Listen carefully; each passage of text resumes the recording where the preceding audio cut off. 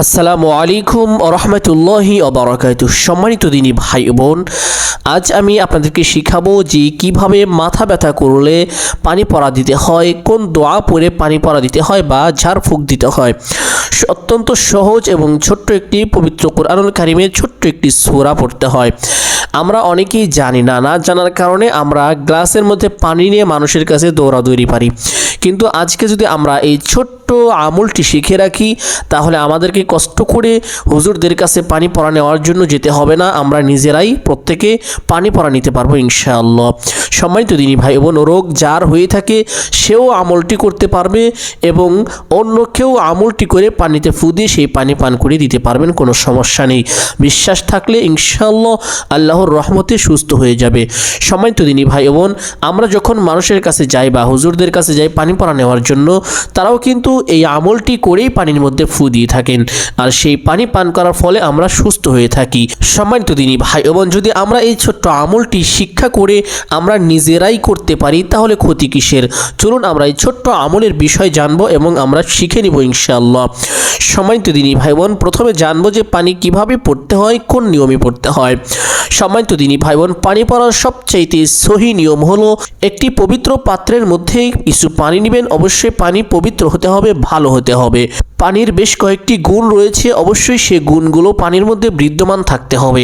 বিশেষ করে আমি আপনাদেরকে যে পরামর্শটি দেব সেটি হলো অজুর পানি তথা মসজিদে যেই পানিগুলো থাকে, মুসল্লিরা যেই পানি দিয়ে অজু করে সেই ট্যাঙ্কির পানি বা সেই মোটরের পানি ব্যবহার করার চেষ্টা করবেন, কারণ সেই পানিগুলো সবসময় পবিত্র থাকে। বিভিন্ন ঝাড়ফুঁকের ক্ষেত্রে মসজিদের পানি ব্যবহার করতে হয়, আর এই পানি দিয়ে সব রোগেরই ঝাড়ফুঁক করা যায়, কোনো সমস্যা নেই।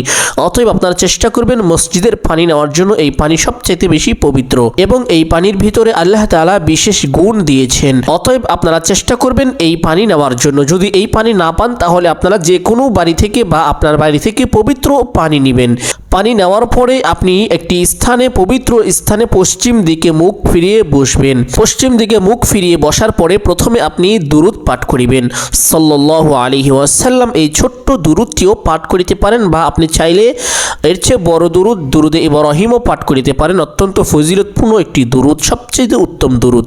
যদি না পারেন তাহলে সাল্লাল্লাহু আলাইহি ওয়াসাল্লাম এই ছোট্ট দুরূদটি পাঠ করে নেবেন। এই দুরূদটি কমপক্ষে একবার পাঠ করিবেন। দুরূদটি পাঠ করার পরে আউযু বিল্লাহ এইভাবে পাঠ করিবেন, আউযু বিল্লাহি মিনাশ শাইতানির রাজীম, অথবা বিসমিল্লাহর সাথে সূরাতুল ফাতিহা এভাবে একত্রিত করে পড়বেন।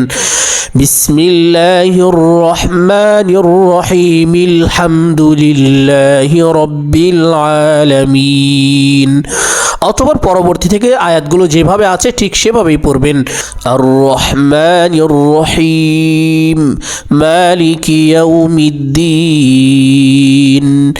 ইয়াকা না'বুদু ওয়া ইয়াকা নাস্তাঈন, ইহদিনাস সিরাতাল মুস্তাকিম, সিরাতাল লাযীনা আন'আমতা আলাইহিম গায়রিল মাগদুবি আলাইহিম ওয়ালাদ-দাল্লিন। অতঃপর আমিন বলবেন, আমিন। একবার পাঠ করা শেষ হলো, আবার আপনারা বিসমিল্লাহ পাঠ করবেন।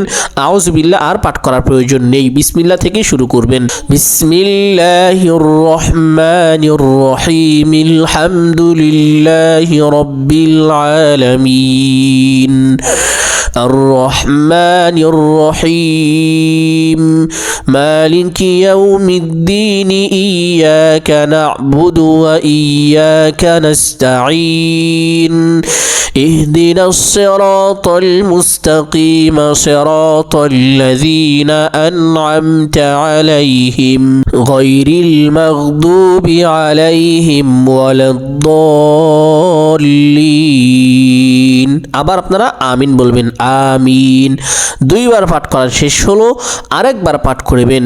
বিসমিল্লাহির রহমানির রহিম, আলহামদুলিল্লাহি রাব্বিল আলামিন, الرحمن الرحيم مالك يوم الدين إياك نعبد وإياك نستعين اهدنا الصراط المستقيم صراط الذين أنعمت عليهم غير المغضوب عليهم ولا الضالين আমিন। তিনবার হলো, আরো একবার পাঠ করবেন। বিসমিল্লাহির রহমানির রহিম আলহামদুলিল্লাহি রাব্বিল আলামিন الرحمن الرحيم مالك يوم الدين إياك نعبد وإياك نستعين اهدنا الصراط المستقيم صراط الذين أنعمت عليهم غير المغضوب عليهم ولا الضالين আমিন। চারবার হলো। এইভাবে একই নিয়মে আপনারা 7 বার এই সূরাটি পাঠ করবেন। আমি যেভাবে পাঠ করলাম এইভাবে পাঠ করার পরে 7 বার পাঠ করে সেই পানির মধ্যে একটি ফু দিবেন। যদি মাথা ব্যথা, পেট ব্যথা, যে কোনো ব্যথার জন্য এই পানিটি ব্যবহার করতে পারেন, কোনো সমস্যা নেই। আল্লাহর রহমতে ব্যথা সুস্থ হয়ে যাবে, ইনশাআল্লাহ ব্যথা চলে যাবে। সম্মানিত দিনী ভাই বোন, এটাই হলো সঠিক নিয়ম এবং সহি নিয়মে পানি পড়ার পদ্ধতি। আমি আশা করছি আজকের ভিডিওটি সকলের জন্য গুরুত্বপূর্ণ ছিল।